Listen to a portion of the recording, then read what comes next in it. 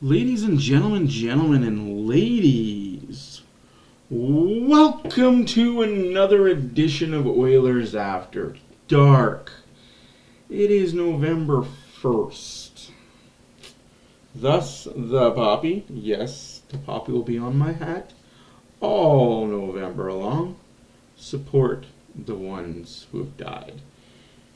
Always support your military folks, people. If you see a veteran, salute him. Thank him for his services. It's a hard job. Freedom isn't free, and we all need to remember that. So for you veterans, I take my hat off to you.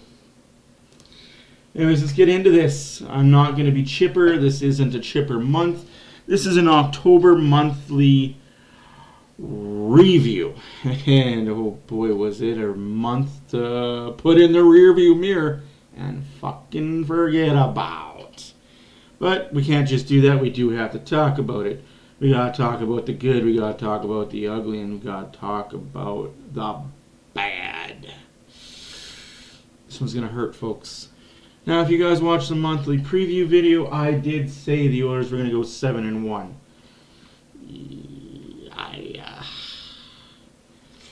I'll bring the big picture up so you guys can see the backboard a little bit better. Why don't I put me in this too? Why don't I make myself look good here?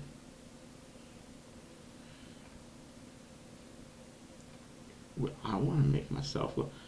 There I am. I'm purty. Purty bird. Alright, sorry guys. My name is Matt for Oilers After Dark. Don't forget to comment and let me know. Yeah, rag me. Beat me up a little bit in these comments. My ego definitely took an inflation to this month of October. My ego took it to the hot. We'll talk about it. We started off October 11th, season opener. Like I said here, it says I said 7-1. BW said 6-2. The actual was 2-5-1. BW was closest. BW won the month. Congratulations to you, BW. You the man. If you want to join in on the fun, when we put out the November preview, let us know what your final predictions are for the month, and I'll put your name on this board saying you said what for the November monthly review. So put your name in for the review to let us know who you think, how many wins, how many losses. Overtime doesn't matter. Wins and losses. So 14 games are in November. How many are they going to win? How many are they going to lose? And if you can predict better than BW and I'll put your name right where it says BW won the month. That'll be your name there. Little incentive for those guys to comment. First time people, don't forget to hit the subscribe button. If you've been here a while and you like my content, thank you for being here as always. Without you guys, there is no me. Let's get into it. As I said, we started October 11th. On the road, season opener. Let's get hyped. Dirty taste in our mouth. Bad, bitter taste in the Oilers.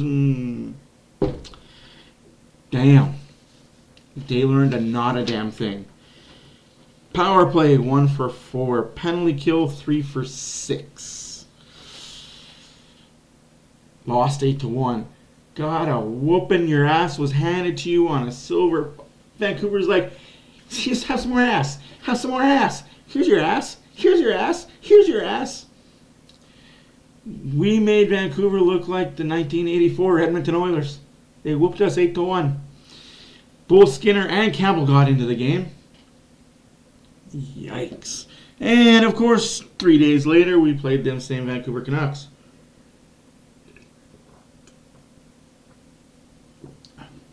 This time it was in our barn.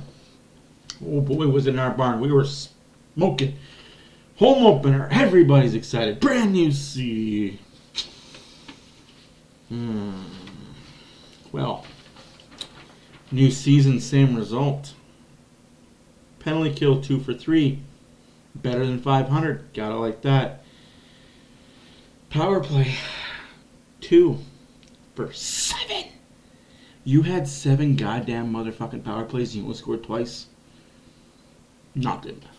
But let's not ride the high highs and the low lows. Let's keep it even keel. Let's don't ride those high. We don't need peaks and valleys, right? We can't ride that all season, can we? So anyways, we lose. We're now 2 losses to start the season, and only good thing about all that was Hopkins got his 400 assists. Congratulations to Ryan Nugent-Hopkins on career assist 400. We go on to Nashville. Well, it kind of was a have to win, need to win, should win kind of game. Oh boy, did they ever. 6-1, make it a final Oilers win. Play La Bamba for the first time in 2023-2024. Campbell got the start. Campbell got the win. All right, Campbell looked good. Without the Campbell, and I'll be honest with you, without Campbell and Skinner playing their asses off in Game 2 of the season, without Skinner doing the things that Skinner was doing, that score would have been way worse than 4-3. But I digress. We're reviewing it, obviously. Campbell got the win. Nothing really too sporadic about that. They again went 2 for 3 on the penalty kill. Power play improved. They went 2 for 3 on the power play. Ooh, ha, yay. Okay, so we move on to Philadelphia. Another game that a lot of people said you should have won, you could have won, you must have. I'm here to break some hearts. Philly's a good fucking team. Again, like Vancouver, Philly's one of those teams that you can only suck for so long before eventually your draft picks gotta hit, and eventually you gotta be something. So unfortunately, that night was Philly's night as they put a beating on the Oilers. Campbell was in net again. 4-1 this time, and again, it could have been a lot worse than 4-1. But Campbell was playing well enough to win. It's going to be a theme of October that our goalies played well enough to win games. Unfortunately, the guys in front, just not there. So we move on to the Winnipeg Jets. We're at home, our second home game. It's against a rival, and I do call the Winnipeg Jets a rival. They're kind of a thorn in our sides.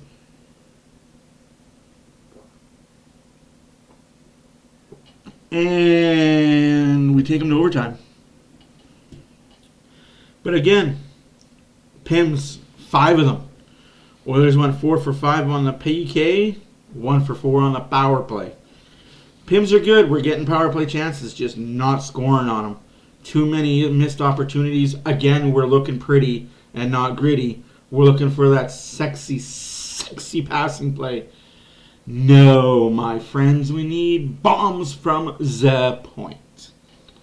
Again, Skinner gets the start, and then we find out McDavid's injured. McDavid's hurt. Oh no, McDavid's going to be out 2 weeks. Some people were saying he could be out a month. Surgery, doom and gloom in Edmonton. He's going to miss 1 to 2 weeks. He might not play in the Heritage Classic. We'll get into that. And the holy shit, some people are stupid.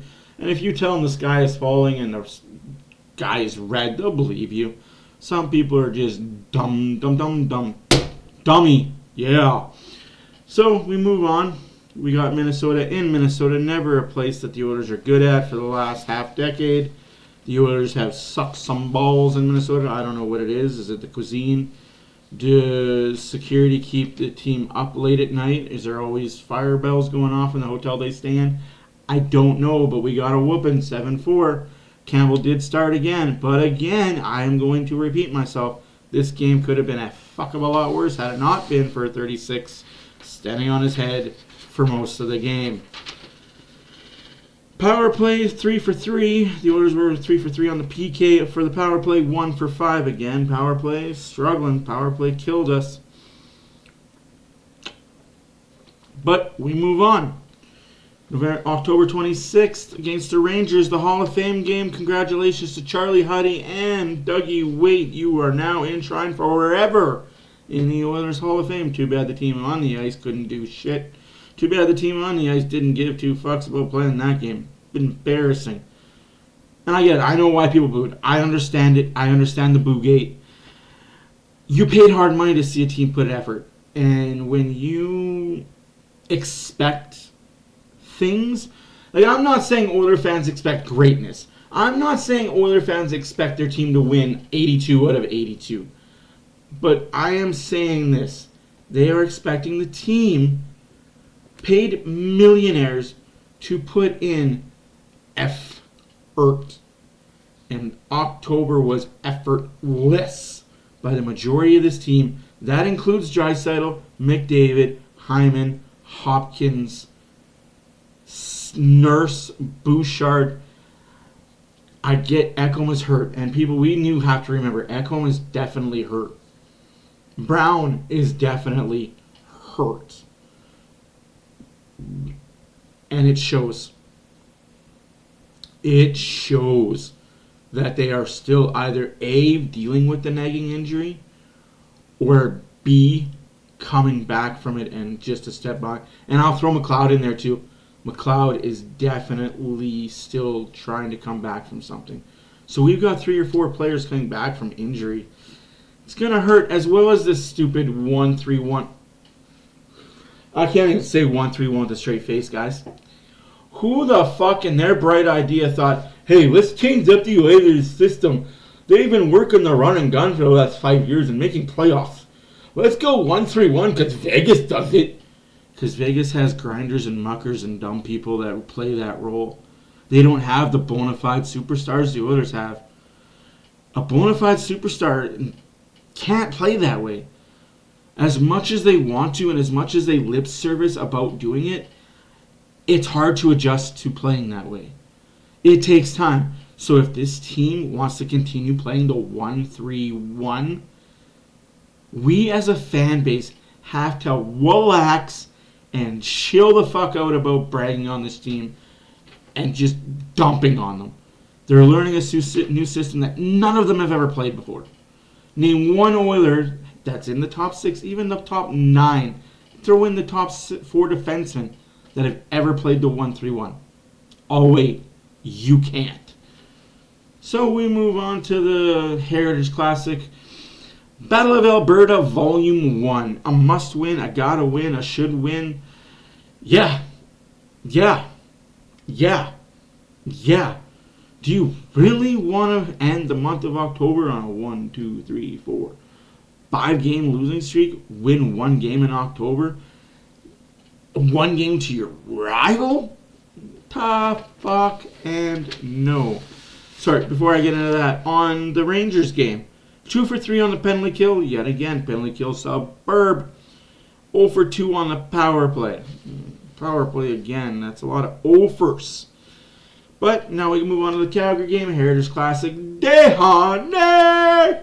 First career goal. What a sniper it was. Well, that's what he's going to tell his family when they say, Dad, what was your first goal like? He's going to say it was in triple overtime. I sniped it off the bar from the center line. In actuality, it was a slap shot that bounced off the ice. And because it's the outdoor game, the ice bounces funny. Over top marks from shoulders, and holy shit, he's got a goal. At first, they accorded it to Kane, but in review, Kane didn't touch it. Thankfully, Desharnais gets his goal. Also getting goals in that game were Bouchard, Hyman. Your typical people, they're scoring, right? That's what you wanted to see. Oilers win 5-2. We end the night, the month, on a positive. We don't play again until November 2nd against the Dallas Stars. That'll be in my monthly November preview video. And again, if you want to get in on the BW won the month, just say what your records are going to be at the end of the month, and I will gladly post them. I'll gladly put your name up on my board. I got no qualm about that. You're willing to put your name out there? Hey, kudos to you, and not another people don't have the balls to do it. But like I said, I said 7-1.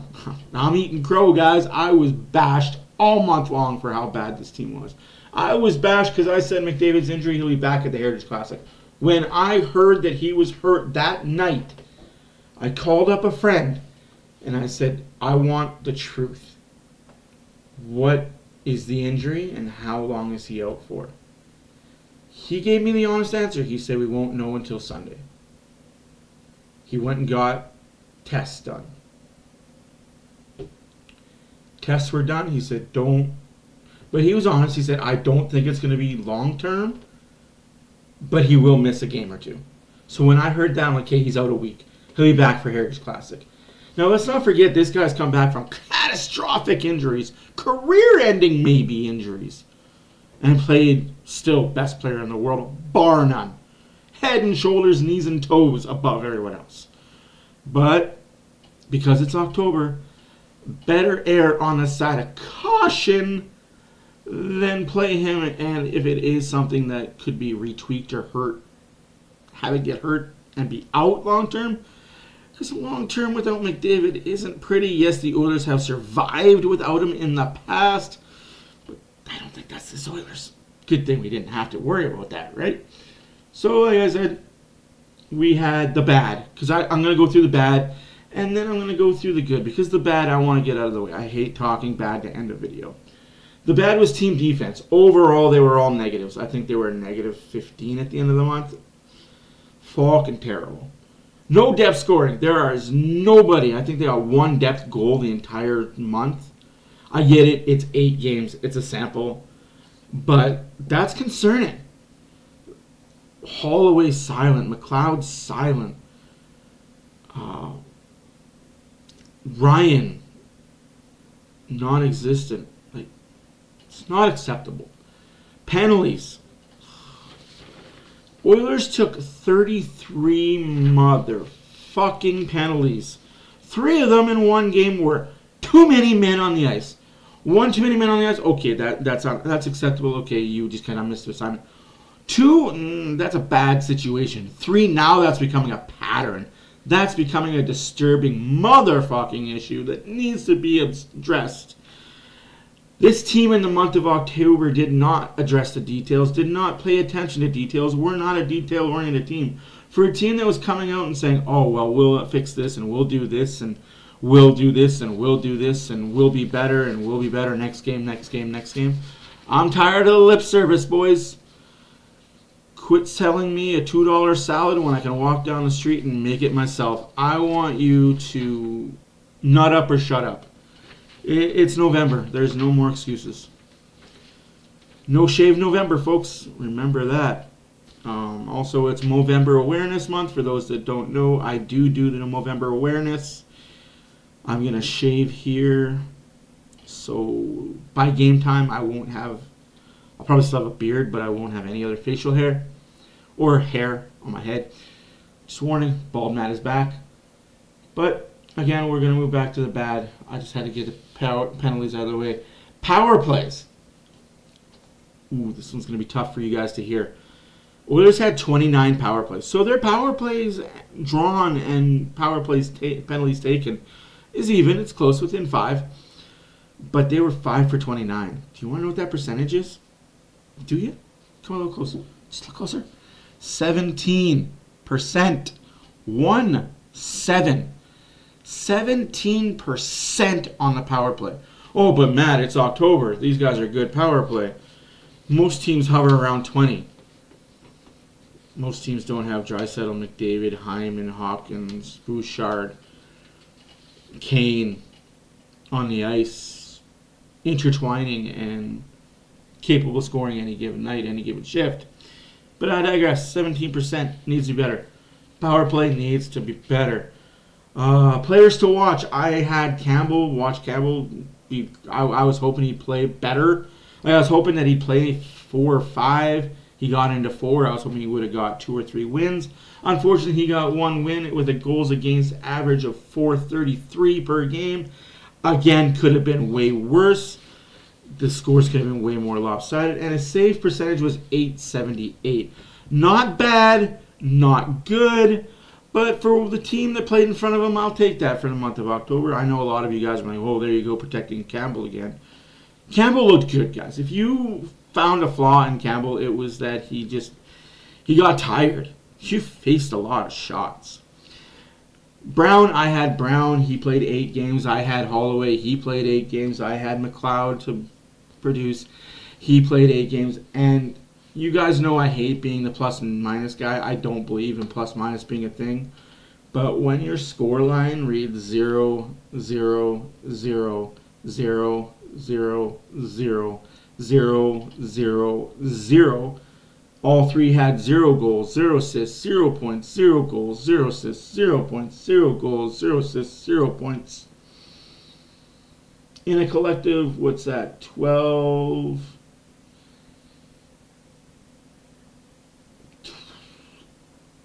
almost 20 games combined. You combine them, they played 20 games. They had 0 points. 0 points combined in 8 games. Not acceptable. So, I had Brown -5. Holloway was a -3, and McLeod was a -3. Not good. I'm expecting better in November. Like I said, November, new slate. New month, new slate. I don't hold a grudge. I fight with somebody. As soon as the fight's over, I move on. If I have a beef with you, we squash it. We shake hands. That's it. It's over. If you continually bringing up the beef, then we continually have a problem. But if we get into it, and this is in my real life as well as on social medias, if we're beaking back and forth to each other, once we've said what we had to say, it's squashed, it's done. I can comment on something that you write in a positive manner. Not everything that you write, I'm going to bark at and get into a fight with you about. But if I'm thinking this fight is worth picking, we're going to fight it. And then when it's done, it's squashed, and I'll just be friends with you, or I won't be friends with you, and we'll just go our separate ways. I don't have to like everybody. You don't all have to like me. My friends hate that about me, where I can fight with them 1 minute. As soon as it's done, it's done. I don't dwell on it. I don't bring it up. I don't talk about it. It's in the past, it's in the past. Much like October. It's in the past, it's in the past. But now we're going to go to the good, because, man, there was only 4 goods that I can think of. Goaltending. And I will definitely say the goaltending was good. It wasn't great. Okay. I get the numbers. And I think Skinner's numbers were about the same as Campbell's. Games played, wins. He had one more win. Nope, they both had 1 win. My bad. And they both had a bad GAA and a bad save percentage because of the players in front of them. But overall, it could have been a lot worse. Number 2, it's only October. If you're riding the wave of valleys of the highs as highs and the peaks of the lows as lows, strap in, it's going to be a long ride. This team is not going to be up and down all season. But we are going to see a lot of highs and lows of lows. And at the end of the day, this team will be a playoff team. Let's just sit back, relax, and enjoy the ride that we call the 2023-2024 Edmonton Oilers. Number 3, it's always good to beat the Flames. What? Beat the Flames? Beat the Flames. I like to say that we beat the Flames. And if you watch wrestling, that is what the Bullet Club used to like to do to John Cena. They used to just show up and beat John Cena. That's what the Oilers do to the Flames. They beat the Flames. And if anything, if the Oilers lost every game in the month of October, but beat the Flames, that was a winning month to me. I'm happy about that. And number 4 on the schedule of the good, penalty kill. That penalty kill percentage was 75%. That is a pretty damn good penalty kill. For as many penalties as they took, I forgot to say in the Calgary game they went 5 for 6, including 2 5-on-3s. Who the fuck gets 1 5-on-3 in a 60-minute game? Let alone 2 of them. I'm just saying that was terrible on the Oilers. Bad by the Oilers. I'm not going to say it was bad officiating because you can't. Refs are human.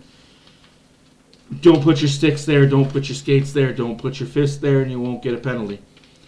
Be positionally better. Attention to detail, and you won't get called. Unless the ref is really looking to call something against you, then in that case he's just an asshole. And Angel Hernandez needs to hang up his skates and never ref a game again. Chris Lee. Now we're going to move to the standings because standings are important. As of October 1st, the standings are Vikings, Vegas Golden Knights, 17 points. Vancouver Canucks, 11 points. LA Kings, 10 points. Anaheim Mighty Ducks, 8 points. That's a fucking shocker. Seattle has 6. Edmonton has 5. Calgary has 5. And San Jose has 1. Yes, San Jose has 1 point. They've got 1 overtime loss. They haven't won a game yet. The wild card is Anaheim with 8 and Nashville with 8. With all the doom and gloom and sell it all, trade them all, this team fucking sucks, they're 3 points back of a playoff spot. They're 3 points back of a playoff spot, a wild card. They're 3 points back of 4th in the division, which is a wild card. What more? Team sucked. I really got nothing else to say. Team played bad, but it's October. They play bad in November, and they play bad in December. Then you start pushing the dummy, panic button. But till now, it's October. Be well, my friends. And remember, you'll see me in the next video. You might see a lot of me in the next coming days. I've got a few things coming. Our next live video is on the 2nd, when Dallas Stars are in Edmonton. Look forward to seeing you there. And for always and always, my name is Matt for Oilers After Dark. From all of us at Oilers After Dark, thank you for watching. And if you don't mind, hit the subscribe button. Hit the bell notification to let you know when we do make videos like this and when we do go live.